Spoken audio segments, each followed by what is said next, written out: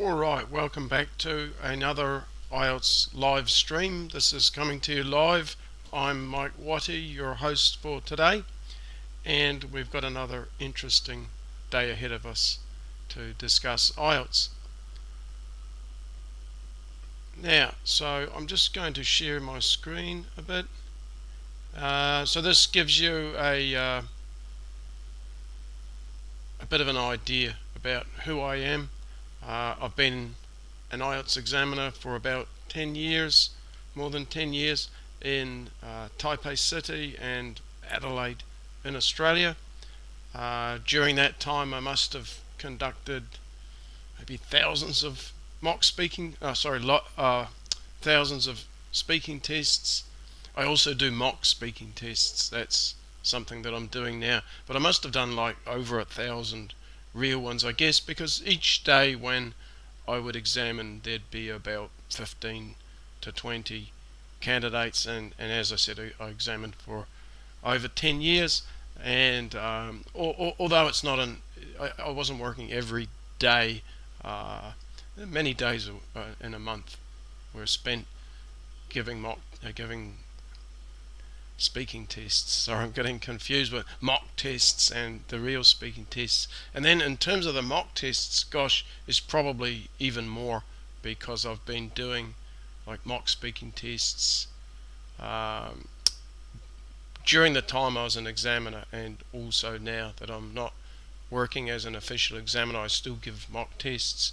So all in all, like thousands of online and real tests.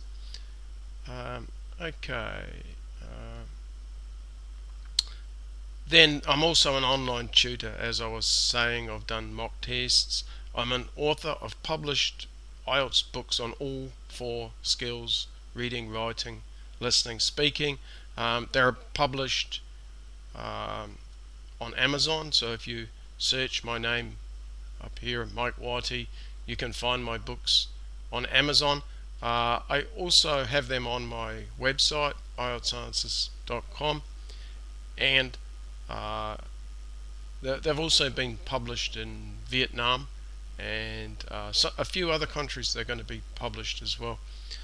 So, and then the last thing that I'm sort of doing now, I've been doing it off and on for about 8 years, I guess, is making YouTube videos, and you can check out my channel. I could show you that real quick if you want. Let's see, YouTube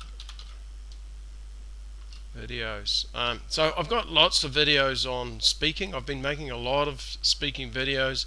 I've got some model answers for part 1, 2 and 3 speaking questions, especially part 1 and 2, and I'm starting to work now on writing videos. So if you're also needing to take the IELTS writing test, likely you are, or more so if you want to improve your score, then you might like to subscribe and start watching some of those videos. Alright, so let's see what we're going to do today, and we're kind of officially starting now because it's 1 o'clock. 1 o'clock my time zone, I think it's midnight GMT, I want to say, or something. That's not right. I've got the details below in the video if you want to know what's the time that you're watching now if you're watching live. But if you're not watching live, you can see the broadcast times below in the details of the video. So what I'm going to start off by doing today is reviewing quite quickly what I was talking about last time with part 3 of the test, which I think is on the whole the hardest part of the test. And then I'm going to give you some useful phrases that you can use throughout the test, but I think in particular part 3 might be where you need these phrases. And then it sort of depends how time's going. I might try and give you some general preparation tips towards the end, and then finally, or not really finally, at any time I'll answer questions. So if you're sitting there and you've got a question about the speaking test, maybe whatever, aspect I'm talking about right now, you can type it in and I'll be checking the comments and responding to those questions as we go, and I'll try and make sure I respond to all the questions. Some of them I might respond to after the session, so certainly going to respond to them all either while I'm live or later. But just you can ask me anything related to speaking. I don't really want questions about other parts of the test. Let's just keep it about speaking, and perhaps later I might have some videos for the writing. Writing's probably the one I might do next, some live streams about writing where you can ask me writing questions. I think that will be kind of useful. Let me just adjust this a little bit. I just want to set this up a bit before we start. I kind of like that one better. How did I do that? I just got to try and figure this out. Just give me a moment to sort this out. By the way, I'm using OBS to broadcast. I'm kind of still getting a little bit used to it, but slowly my skill is improving. Okay, so let's start then with this review for part 3. And if you want more detail on part 3, go back to the last live stream, number 4, where I was talking about part 3, and I've covered part 1 and 2 already. But don't worry if you're disappointed that you missed it. You can just go back, and I'm keeping all the live streams that I'm making on YouTube. You just have to, let me just, in case, well, you can figure it out. Google it if you don't know how to do it. But all the live streams are in there, and you can have a look at those. Alright, so in terms of the requirement for part 3, it's designed to be 4 to 5 minutes long and about 6 questions. So I think if you can give answers of 5 to 7 sentences on average, that's probably going to be enough. So you want to make sure that you can speak this long. And I introduced a couple of structures to you. I'll summarize those very quickly in a minute. In terms of the topics, they come from part 2 of the test. So if you've been preparing for part 2 and maybe vocabulary and ideas for talking out about some of those topics, that's going to be useful in this part of the test. Question types, there's about 8 or so that I've identified. I'll just show you what they are real quick. So they're in my ebook. If anybody's listening and wants my ebook but on a tight budget, if you go to my website, find my email and send me a nice email telling me that, hey, I saw your YouTube video and I'd really like to get a free copy of your speaking book, send me that message and I'll give it to you for free. I'm going to need your email address though, and I don't think it's a great idea to put it in the comments of the video. You can if you want. If you want to put it in the comments there, that's fine, I'll do that. Otherwise, go to my website, send it that way if you want to keep your privacy a bit more. But anyway, I've got these 8 different types of questions, and I think it's a good idea to practice answering these types of questions, and I kind of set you up in the ebook. So the first one, different kinds of, this is often the first question that comes in your test. Something like, what are the different kinds of shops in your country? And what I do in the ebook, I give you a model answer, and then I break it down into steps of how you can structure your answer, how the model answer is structured, and it also includes some language for the various functions that you might need to do. So you might like to have the ebook, and you can go on my website and buy it, or you can buy it off Amazon.com, but I understand some people are on tight budgets, and okay, I'll help you out if you want, and give you a free copy. But make sure you mention that you saw the YouTube video, because I get a lot of people just random from nowhere just saying, sometimes it's even quite rude, like give me your speaking book for free or something. And I probably wouldn't give that person one, but if you're like, hey, I saw your YouTube video and it was great, I really would like to have your speaking book, but I'm on a tight budget. Yeah, okay, I'll help you out. So we got some useful language in there, and I also show you some other structures and some other model answers for answering that type of question. So if you prepare to answer these 8 types of questions before you go into the test, you're going to find it much easier to deal with them, and some of the questions are quite difficult, and you can fall back on this sort of structural language that I give you. Let me show you that a bit more in a bit more detail. I think I cover it better in the PowerPoint. So let me just get that back on the screen. I don't know if I mentioned, I'm going to talk a lot about useful phrases in this part of the test too. Okay, so our structure, you can think of it a bit like a burger if you want, and this is just a generic structure, and just like a burger, you might want to put cheese in, or you might want extra sauce or whatever.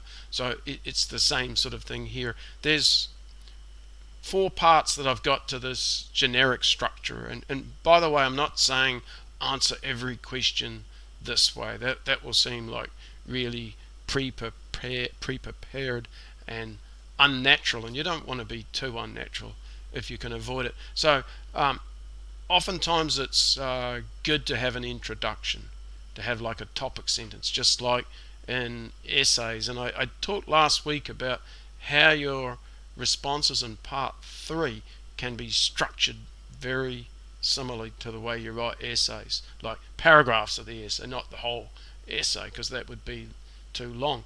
But yeah, about a paragraph is about how long you want to speak. You might have a topic sentence.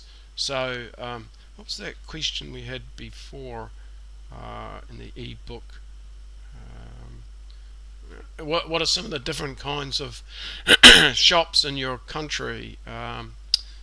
So if we had that, you might start off with something like, well, there's a number of different types of shops in my country. We'll look at this one instead, the advantages of shopping, in a minute.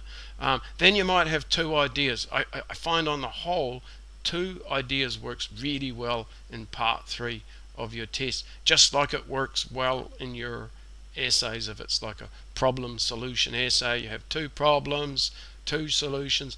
That's about the right sort of length. And it's the same in the speaking. That would give you an answer of probably about 6 to 7 questions. All right. So we might have 2 ideas, and then we might have a sentence to summarize them. So let's have a look at a model answer. And just while you're looking at that, I just want to check how the stream's going. Okay, Cunning Fox says it's 11 a.m. Yeah, probably is 11 a.m. where you are. It's 12 where I am. I'm in Asia. It's 12 o'clock here. I'm on Indochina time. Okay, I'll just answer a couple of questions, and then I'll go into that model answer. You could be reading the model answer. Sir, I'm stuck at 7 to 7.5 in speaking. How can I improve it? How long will it take to get to 8 to 8.5? Yeah, that's a difficult question. Like how long we have this expression. How long is a piece of string, right? So it could depend on a number of factors. It could depend on what you're stuck on. So people get stuck on scores for different things. For example, if you have a pronunciation problem, that might lead to you getting stuck on something. Like a common one for that is 6.5. A lot of people get stuck on 6.5. They don't know why. They have a mock test with me, and then straight away I find out that they have a mispronunciation, and that I wouldn't give them 7 for pronunciation. But everything else is fine, right? And oftentimes they're doing really well in all the other parts of the test, but not speaking. So the first thing I would say, if you're stuck on a score and you want to get higher, you've got to identify what the barrier is, right? And that's where mock tests are good. And not to oversell my service, if you had a mock test with me, I could possibly find out what it is. Like oftentimes I can. Often I have a mock test with someone, I say, bang, here's your problem, here's how you can fix it. And I like that. Here, I'll just go to me only for a bit, because I'm gonna answer this question in a bit of detail. So often I can find it, and I like that, because that's really then I'm able to give a lot of value to that student. It's harder to give value when I don't find anything. When someone says, oh, I'm stuck on 6.5, and I give them a test, and sometimes I just feel all their scores are between 6 and 7, and there's no particular sort of action plan to fix it. But if it's something like pronunciation, that can be fixed, right? Another common reason people get stuck is not enough high-level vocabulary. So to get to 7, one of the requirements is uses high-level language such as idiomatic expressions. If you don't have any high-level language, doesn't matter you're a native speaker, even, you can't get to 7, right? So I can remember one time I gave, it's kind of horrible, I gave a native speaker 6 for vocabulary. And why was that? Well, one of the problems was he had short answers. The answers were short, like yes, no. Even I said, what kind of food do you like, or something, and he was like, oh, anything. And then the part 2, the part 3 was lengthier, but there just wasn't any high-level language. I think he got 7.5 overall. His fluency score was 8 because he wasn't really producing a lot of language. Pronunciation was fine. The vocabulary score a bit on the low side. Grammar, there wasn't a lot of complex grammar. Okay, so assuming that you're fluent, assuming that you can speak okay, there could be pronunciation issues holding you back. You might not be using enough high-level vocabulary. You might not be using a range of sentence types for grammar. That's another thing that I like. So I'm talking about 8s. Like if you're stuck, sounds like you want to get 8, so you need to aim for 8 for everything. If it's not fluency and you don't have any mispronunciation, then maybe you're not showing enough talent to the examiner, right? Think of it this way: a band 6 is not bad. They don't do anything too wrong. They can communicate on basic topics really well, and maybe some of the more advanced topics they can still respond, but maybe not so well.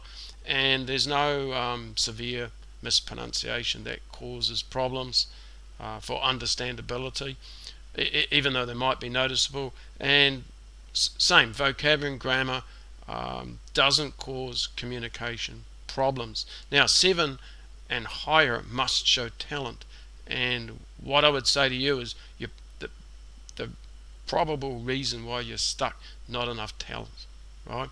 So it could be you need to get more fluent. It could be for pronunciation that you need more of the features of a native speaker, like intonation and stress. This is highly important for getting 7 and above. To not speak like this, right?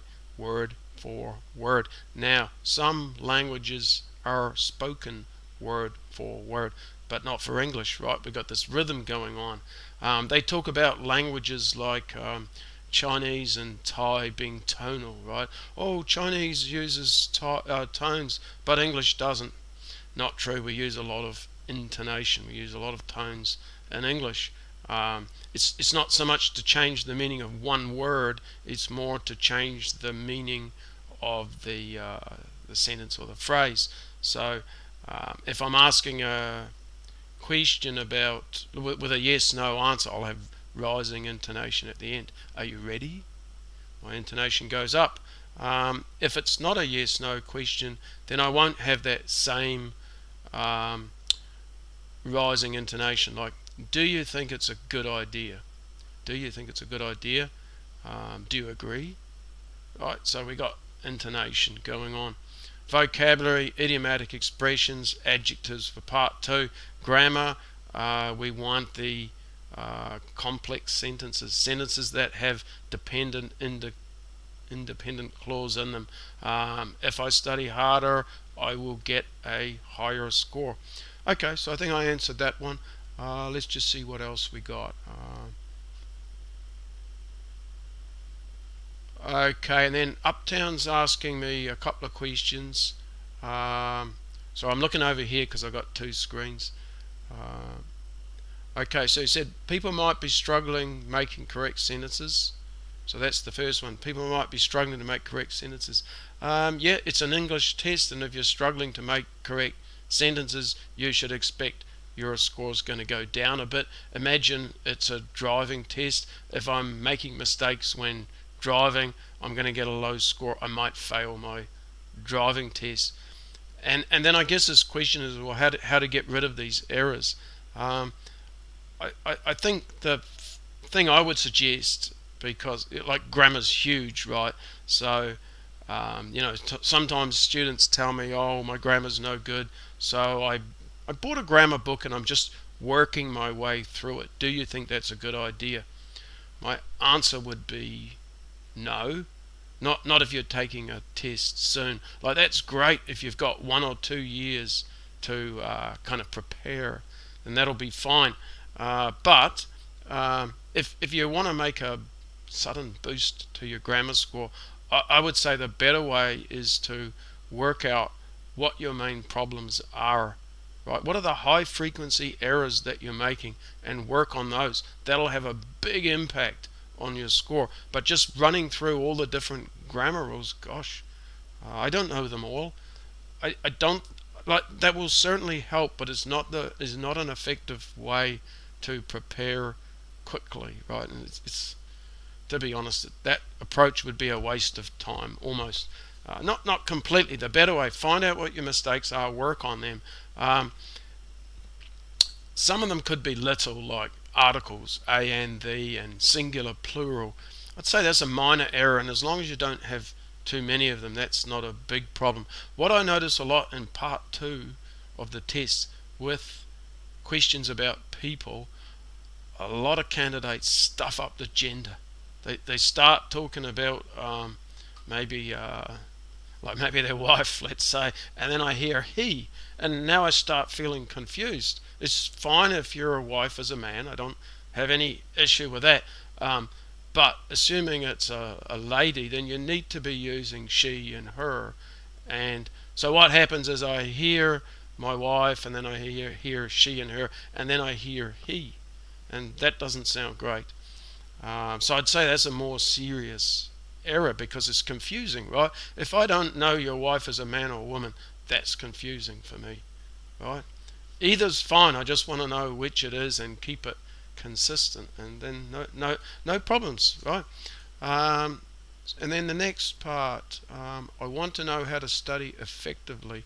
Yeah, I'm going to try and talk about that a bit at the end, and that's like a huge question. So if we've got time at the end, I'll talk about that some more. Because I think it's really important that you use your time efficiently, right? And you know what your goal is. Is your goal to just improve your English in general, or is your goal to pass the IELTS test? Because they're a little bit different, right? You need certain skills for taking the IELTS test, and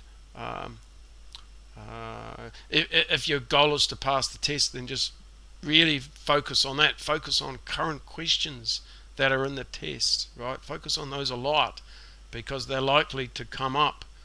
Vocabulary, don't try and learn too many words. Just like I was saying, buying the grammar, big thick grammar book and working your way through it.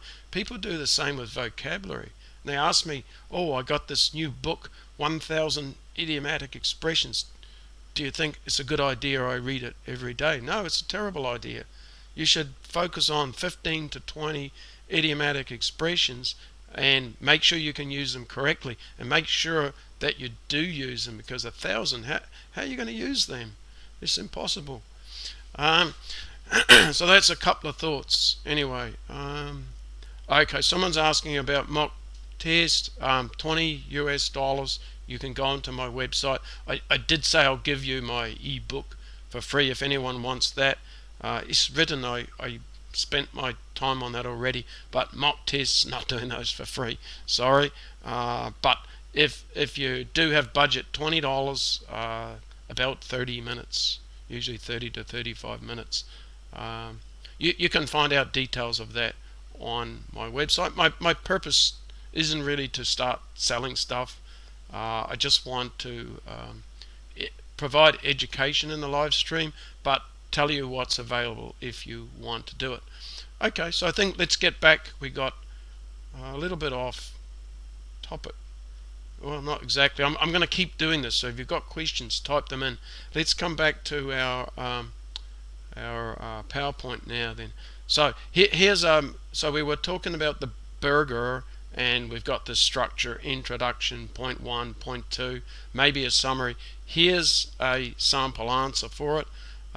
Some of this language in bold, we could think of that as being a template language that we could use to answer any advantages question, and I show that in the next slide. So if we had, so currently this thing about fashion, I did this one last week. I'll try and do a different topic. Let's take another topic, and advantages of something. Let me just see if I can get another topic real quick. Hold on. I don't know why, but I just can't think of a question offhand. So let's get a topic and then think of a question that we might get advantages about. Place you visited that was affected by pollution. Can't think of anything like that.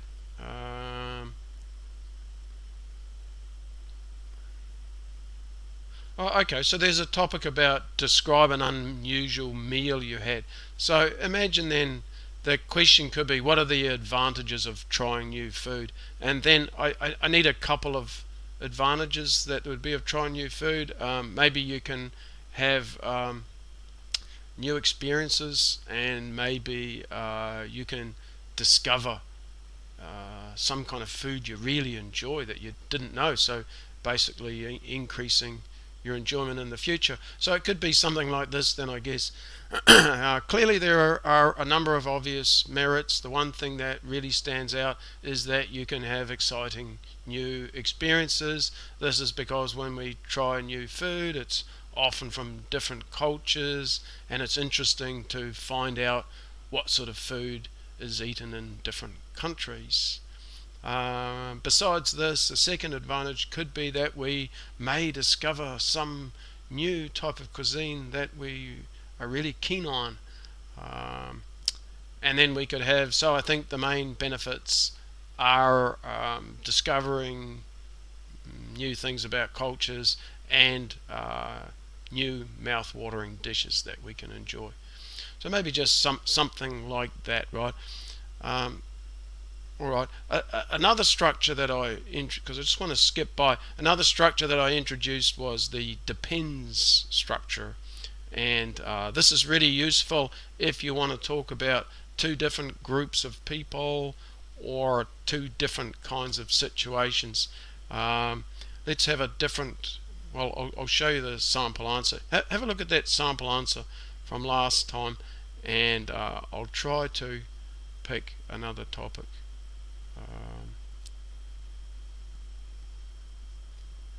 Okay, so there's a topic: describe a story or novel you have read that you found interesting. So that's the part 2 topic, and then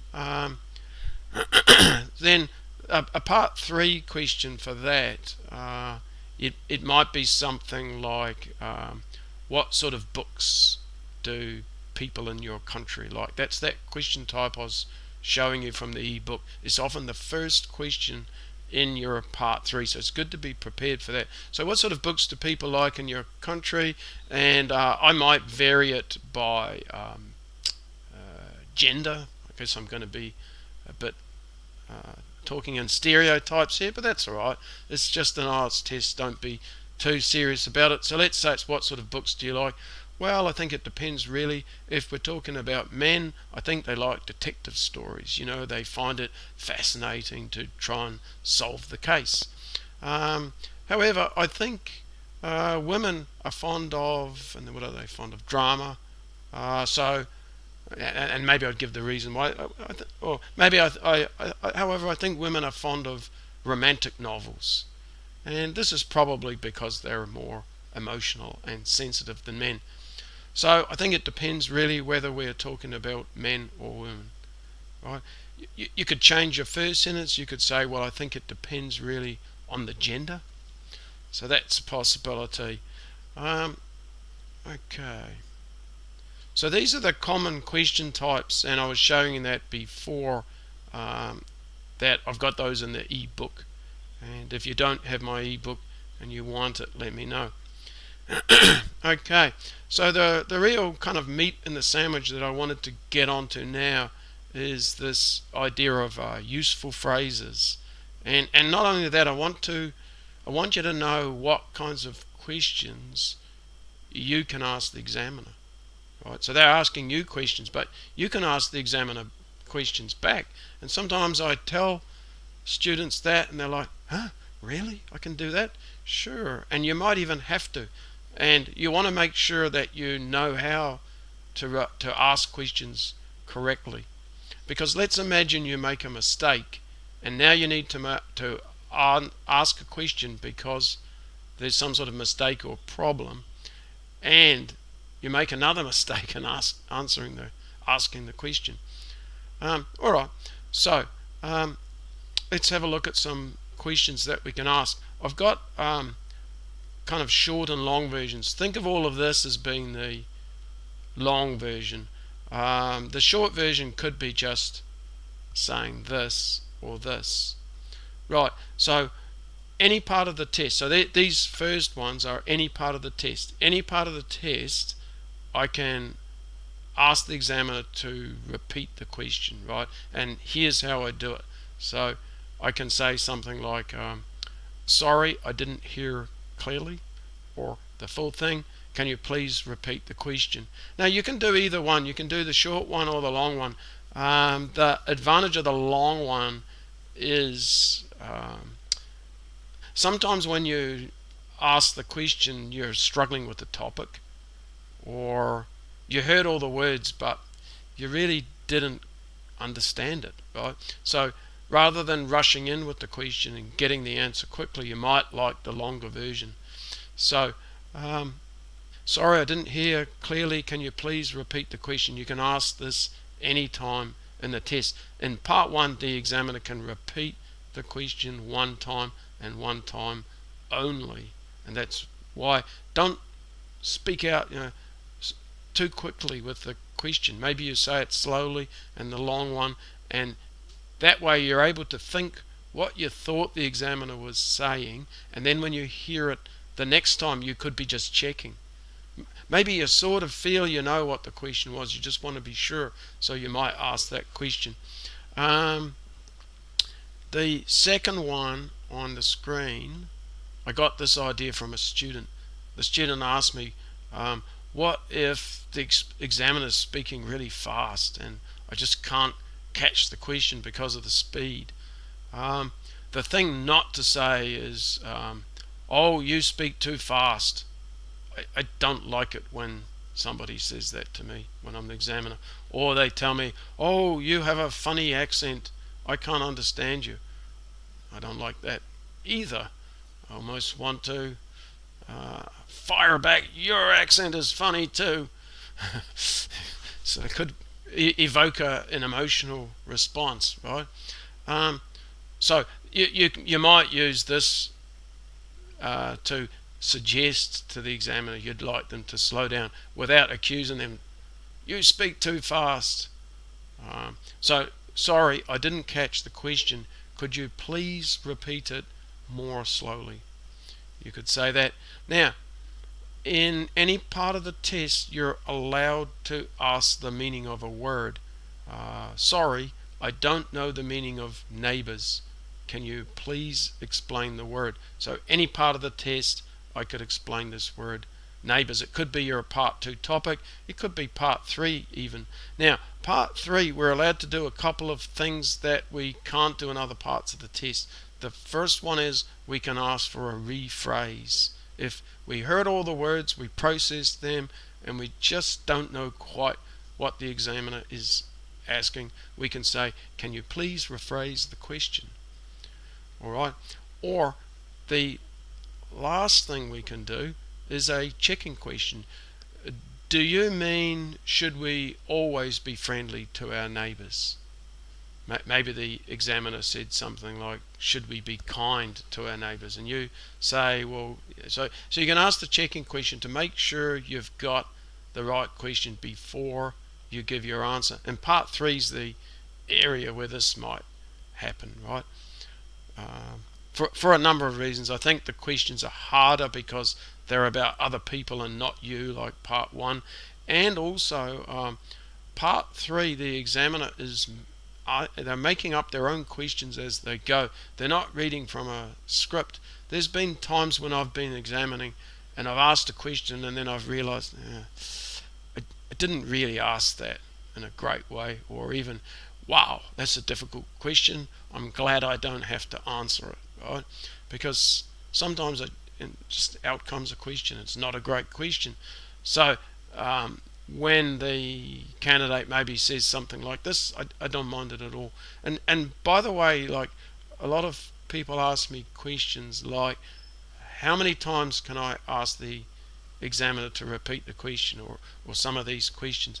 And I would say 1 time, no problem at all. 2 times, I feel that's okay, but it's almost having a negative effect.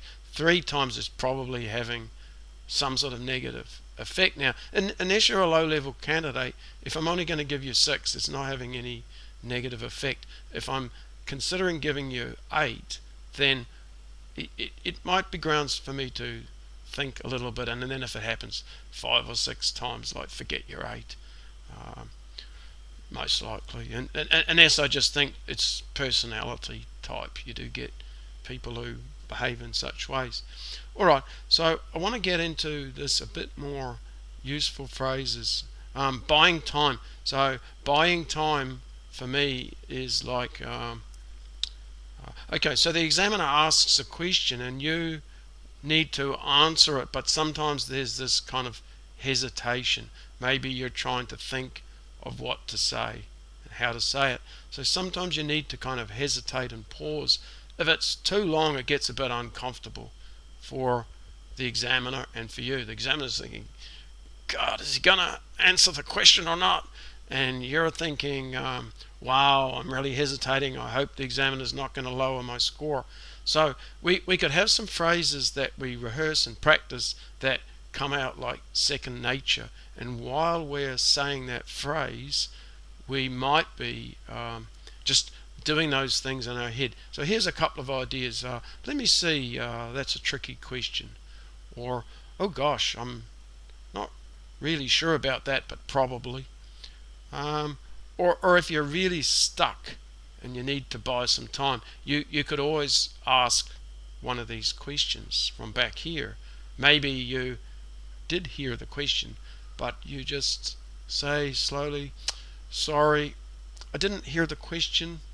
Can you please repeat the question?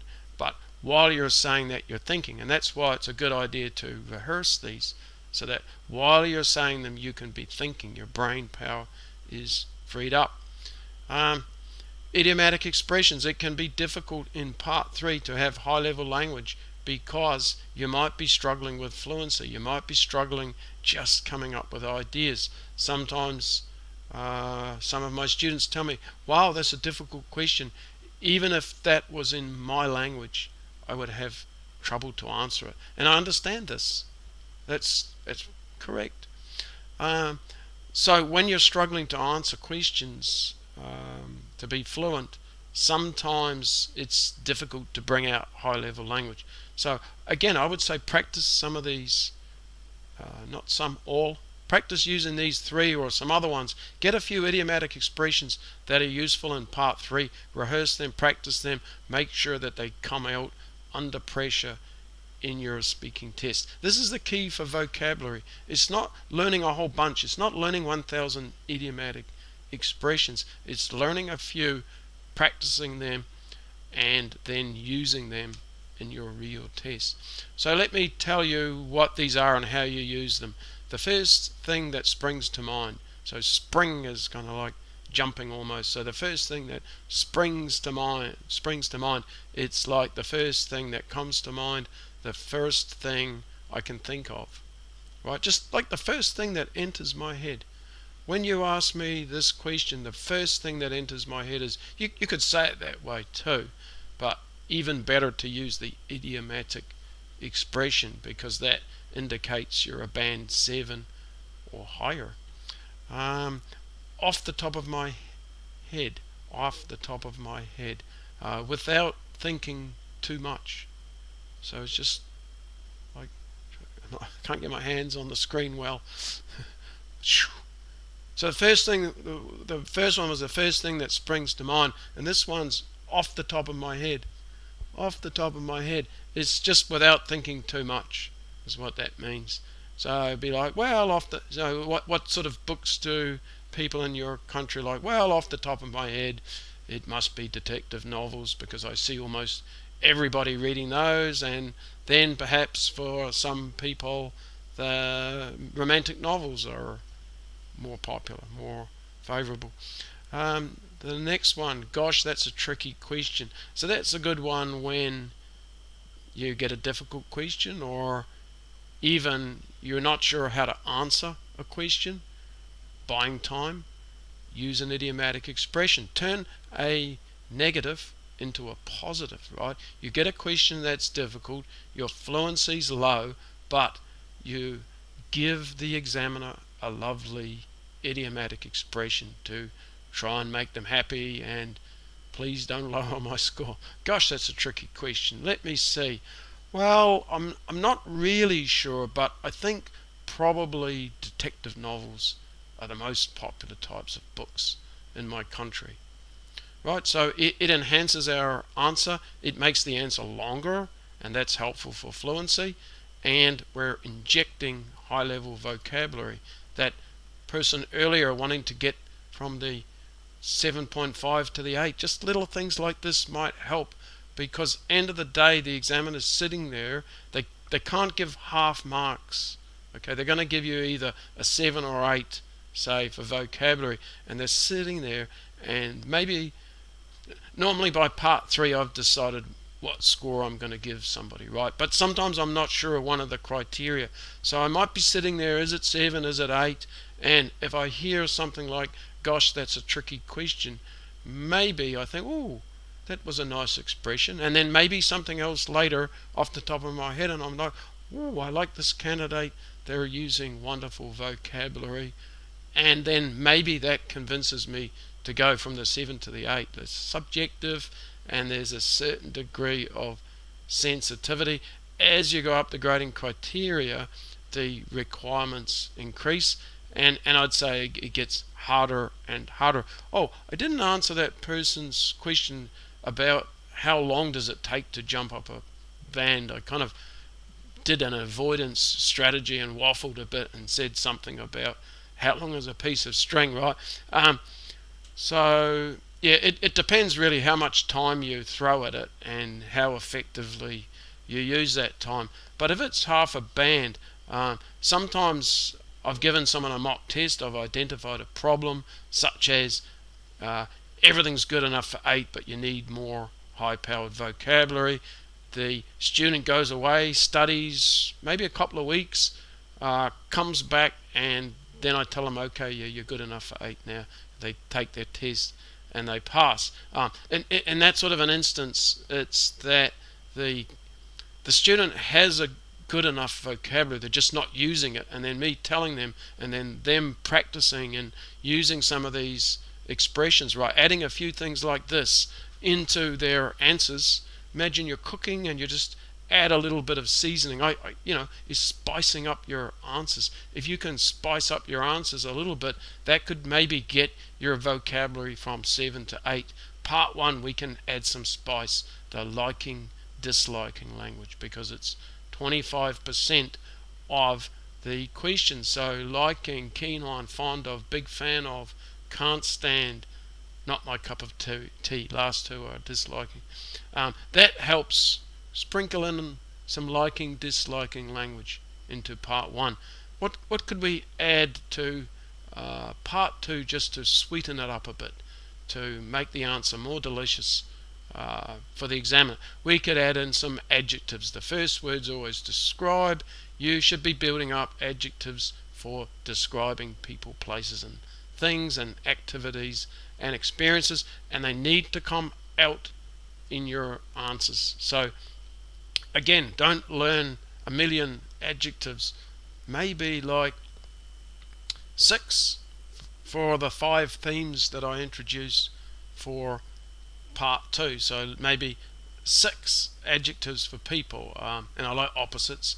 Maybe introvert, extrovert, kind-hearted, stone-hearted, stingy means tight with money, and benevolent, kind of generous. That would be enough. And then move on to places. Tranquil atmosphere, a lot of hustle and bustle. So you got to work smart with it, right? Part 3, here's some ideas, because I don't have, well, having said that, if you do look at these question types in my ebook, I do actually have some high-level language under some of these question types. So you could learn how to structure answers for these question types, but also the vocabulary, just to boost things up a bit, to get that band 8, to convince the examiner. It's a test, right? Imagine you do a music test. You play the, oh, the screen's not picking up. You play the violin. Just not making mistakes in music is not enough to get a really high score to be excellent, right? You've got to show some talent. Just not making mistakes means you're average to good, but to be like the grandmaster, the number 1 in your country, or the top 10 in your country, you need to have some talent, either naturally or learnt, to so that when people listen to you, they're like, wow, so you need for band 8, you need a bit of wow factor. That's a good way to put it. You need to impress the examiner. The examiner has to be, wow, this person's great. This person is almost like a native speaker. If I were having a chat with this person, we could talk about any topic, and politics, business, whatever. Whereas a band 7 and a bit lower, they get stuck on certain topics because they don't have the range of vocabulary. If they're an IT student, they can talk about IT well, but maybe not history. And if they're a history major, they can talk about history and past events, but not IT, perhaps. Okay, some people can do both. They're wonderful. All right, so let's keep going. So the idiomatic expressions, really, really important. Now, these ones, getting to the key point. So problems might happen in your test. They could happen in any part, but they seem to particularly happen in part 3. And I'm covering the slide. Go over to there. Maybe you don't need me on there. How can I get rid of me? Okay, so getting to the point. So what do I mean here? Okay, let's say you're off topic a little bit. You're speaking well, but you're a little bit off topic, and so what you want, and maybe now a bit of disfluency is emerging, right? And actually, for the criterion, it's not just fluency, it's fluency and coherence, and part of coherence is being on topic, really important for band 8. So we could have some phrases, and essentially, imagine you're a bit disfluent or off topic, and you want to get on topic, but you need a kind of bridge or phrase that you can say to get back on topic.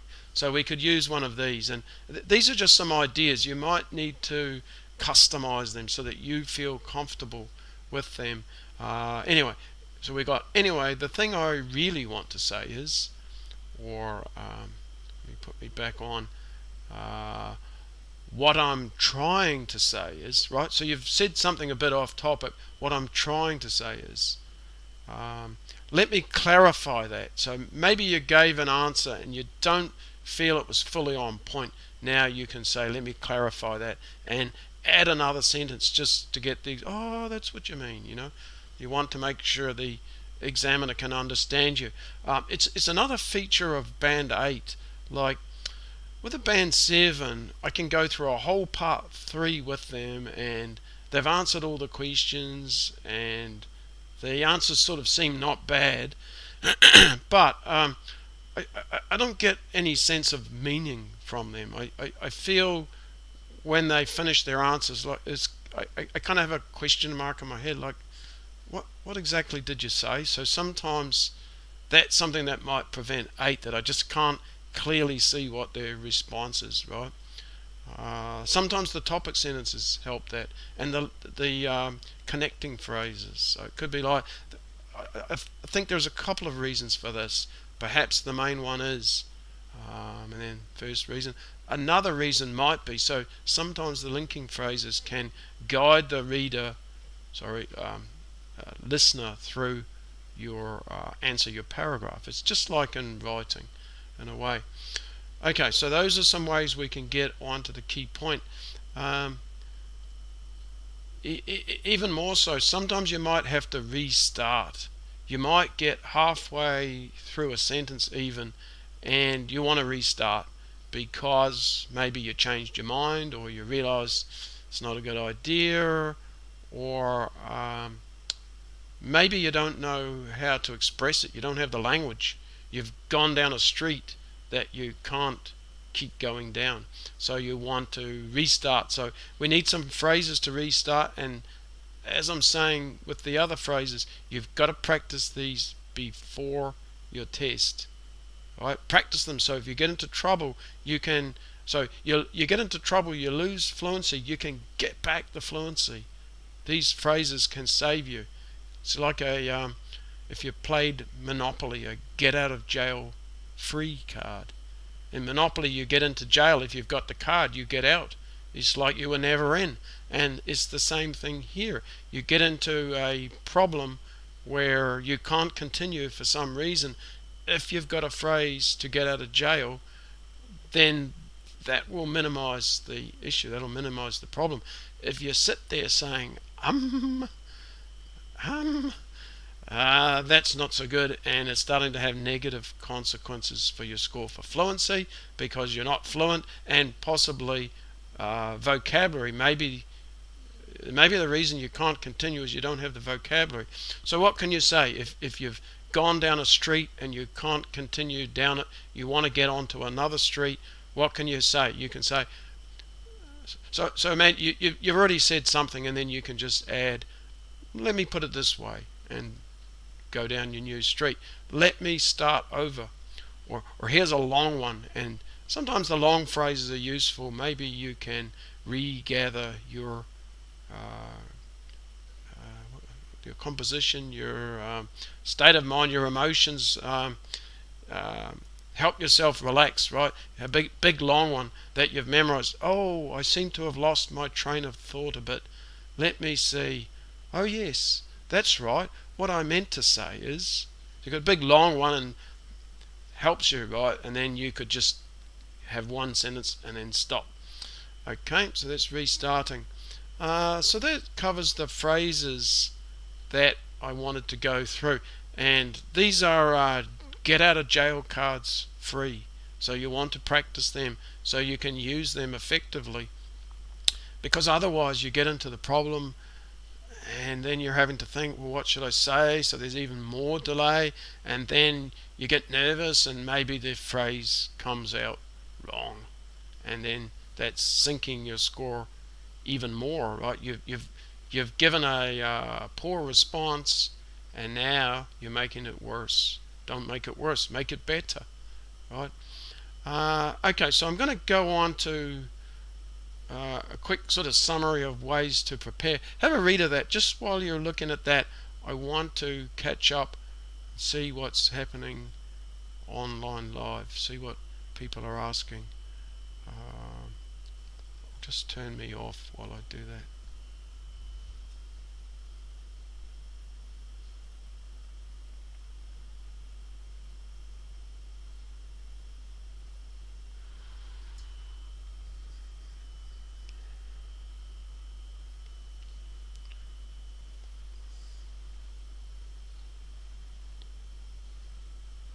All right, I want to answer a question in the chat first, and then I'll go on to those. So the question is, how? So it's from 𝙬𝙤𝙬𝙧𝙮, guessing in Vietnam. Hello, could you elaborate on the grammar criteria? How complicated and how much should be enough for band 8 plus? So band 8 plus, so you can't get 8.5, so you'd either get band 7, 8 or 9, right? So what's the requirements for band? I wonder if I can show that. Let me just see if I can. I'm not sure I have it here. Oh yeah, I do. Nice.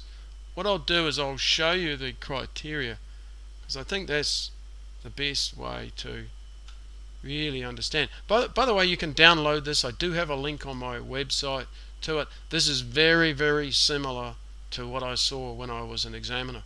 So if you do have this, you could read it and see what's necessary. So let's just compare the 3 bands. So here's a band 7, uses a range of complex structures with some flexibility, right? So here it says some flexibility, here it says flexibly. They've taken away the some. So you need a wide range of structures and using them flexibly. So different situations. So structures, we have simple sentence, compound sentence, complex structures. These are the ones that the examiner's really looking for. I wonder if I have a slide to show complex structures. I don't at my fingertips, but essentially a complex structure, you have a dependent clause and an independent clause. A dependent clause is a unfinished idea. So if I study harder, it's not a complete idea. The listeners, yeah, what? And then the independent part can stand on its own. I will get a higher score. I will get a higher score could be a sentence. If I study harder can't be a sentence. It's incomplete. So this is what we mean by a complex sentence, and these are the most important things for getting high scores for grammar, showing that you can use complex sentences, and then the flexibility, that you have a range of them, that you're not always just stuck on that conditional. We can do the conditional the other way round. For instance, we can say I will get a higher score if I study harder. So that's good. Showing some flexibility and being able to use a range of structures in your test. So that's one of the key parts, is being able to use the complex structures. You said complicated in your question, and it's not really about being complicated, because sometimes people don't understand this, and I see it especially in writing. I see these big long sentences with maybe 5 or 6 clauses in them, and I give feedback to the student and I say, that's too long a sentence. Oh, but I'm trying to write complicated sentences. That's not what the examiner wants. They don't want something that's complicated and difficult. They want a complex sentence which has the dependent independent clause. If you write too many clauses, it's actually bad for your grammar score, because it becomes difficult for the listener or reader to understand what you're trying to communicate. Communication is always the most important thing. Okay, what else have we got on this? So we've got about the structures, and then there's some language about errors. Frequently produces error-free sentences. I don't find that statement overly useful. How frequently, right? Don't you want to know how frequently? Is it just 50%? Is it 60%? No exact percentage, but let's say at least 3/4. Because mistakes, it depends on how serious it is. Like, you missed out on S, big deal. I couldn't care too much. Unless you're trying to get to the really high scores, and as long as you're not doing it excessively and repeating it, and it's not causing misunderstanding. So there's the thing about the errors. Though some grammatical mistakes persist, that doesn't really help. Of course, there's some grammatical mistakes. I guess they're just trying to say, hey, some mistakes are okay at this level. So there shouldn't be too many. Like, I sort of think, as a kind of rough rule of thumb, at least 75% of your sentences should be correct, probably higher, and the mistakes should be minimal. Now, back to those complex sentences. If you're getting complex sentences correct, it's indicating you're band 7 and above. If you're making mistakes, it's indicating that you're not band 7. So that can sort of give you an idea too, because those are more serious errors. And then here, majority of error-free sentences. Gosh, I should hope so. I should hope that at least 51% of your sentences are error-free. I think it would be more like, just off the top of my head here, 80-90% of your sentences should be correct. There should be minor errors, but they're not interfering with communication at all, right? I shouldn't be having moments if you're a band 8. You could sort of, like, if I characterize a band 8 overall, it's basically like speaking to a native speaker, but there are a few minor errors that are noticeable that I hear throughout the test, say, but they're not interfering with communication. And here, this part's important. So occasional inappropriacies or basic non-systematic errors. So systematic error would be you keep repeating the error. So the errors at band 8, they shouldn't be too often, and they shouldn't be the same sort of errors. Like, you might miss an S here and an article here. It's not a case of you never use articles. That's going to be lower than 8. And then how about an 8? So you see about this naturalness here, and that's sort of the same over with vocabulary too. So sometimes what happens is students memorize a whole lot of language, could be vocabulary or grammar. It's high level, but they kind of misuse it, or they force it out where it's not really natural. Like, I'd say it's easier to show this with vocabulary.